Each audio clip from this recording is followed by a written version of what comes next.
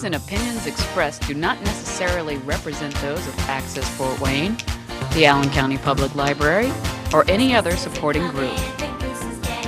Get involved with Access Fort Wayne and make your own television programming. Call 421-1250 to find out more. And God bless you.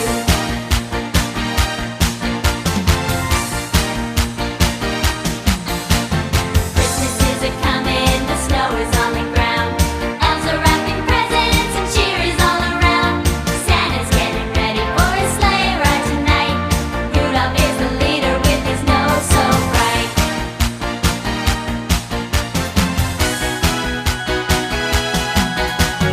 Christmas is a-comin', let's decorate the tree. Hang up baby stocking, make sure there's one for me. Mama's in the kitchen baking gingerbread. Daddy's tasting frosting, his mouth's all green and red.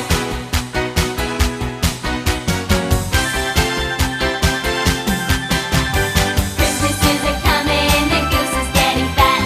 Won't you put a nickel in the old man's hat? If you haven't got a nickel, then a penny will do. If you haven't got a penny, then God bless you. If you haven't got a penny, then God bless you.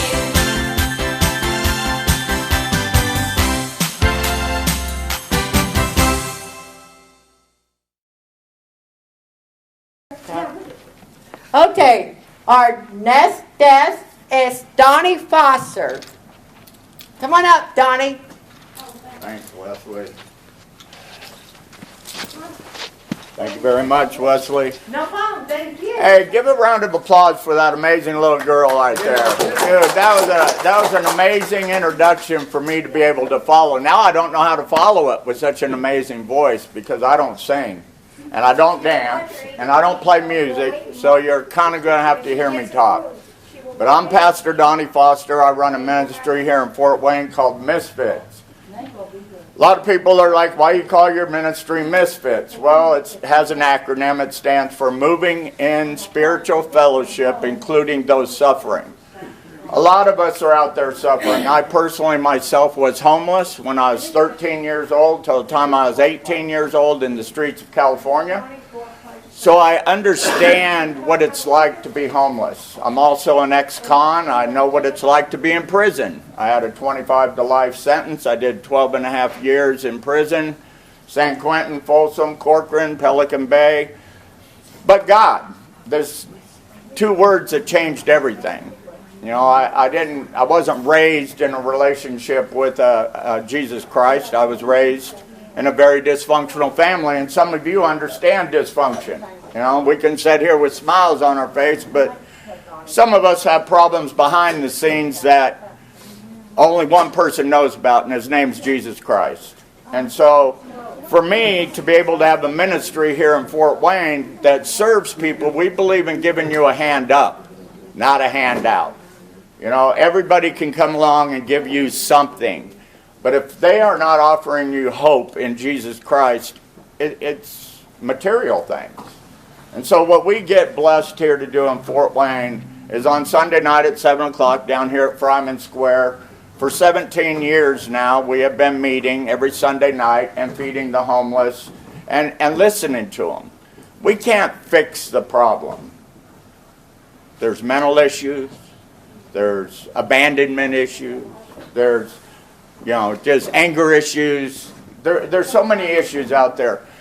And I want to say, first of all, the rescue mission is amazing. They do a fantastic job here in Fort Wayne. Sometimes there's that one that falls through the cracks. That's the ones that we're after. That one that doesn't fit in a community setting. The one that feels all alone. You know, Jesus left the 99 for the one. So for our ministry personally, we believe that on Sunday night, if you're that one, we have the ability to listen to you and love on you the way Jesus does. So having this ministry, we are a nonprofit now. We have been, again, doing this since my son was 8 years old. He's now 25, and any day now, him and his amazing wife are about to have a grandchild for us. So you know, watching him at 8 years old now, I had breakfast with him a few hours ago, and seeing a young man that has not only the integrity and the character that's developed to be a dad and a husband and a provider, but I've watched his compassion on the streets with homeless people and the least of these. You know, watching your own blood grow up caring about people and wanting to share their toys, share their finances, share the word of Christ, that to me is what blesses me to be the dad to do this kind of ministry.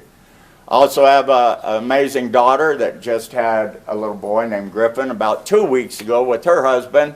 So right now I'm the new grandpa, and my wife and I have been married for over 18 years, and these are her first 2 grandkids, and they're like my 12th or 13th, but they're my first 2. It's kind of hard to explain, but I'm in these 2 babies' lives. I wasn't blessed to be able to do that in my whole life because of my own choices.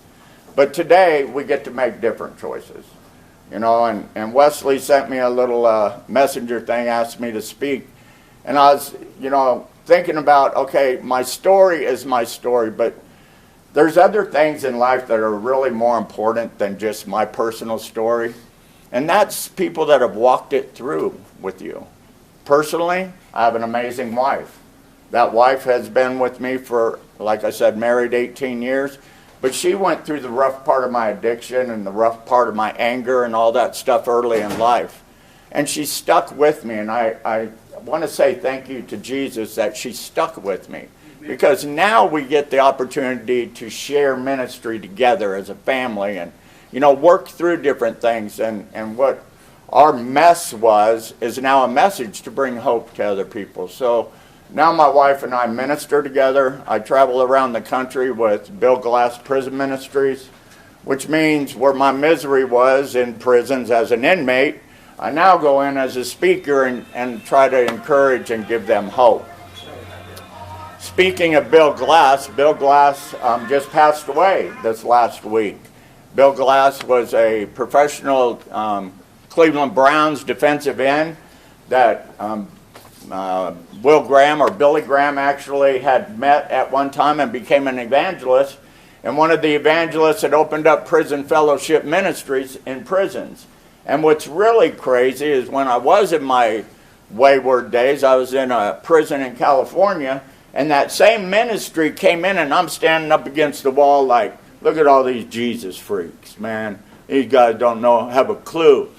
Fast forward 25 years later, I'm now one of those Jesus freaks on the yard looking at the same guys standing at the wall going, they ain't right. But why? Because Jesus changes us. And so we're able to go ahead and use what we did in our past to bring blessings to the future. So how do we do that? Every day I get up, dress up, and I show up doing the same thing, asking God to supply my needs according to His riches and glory today.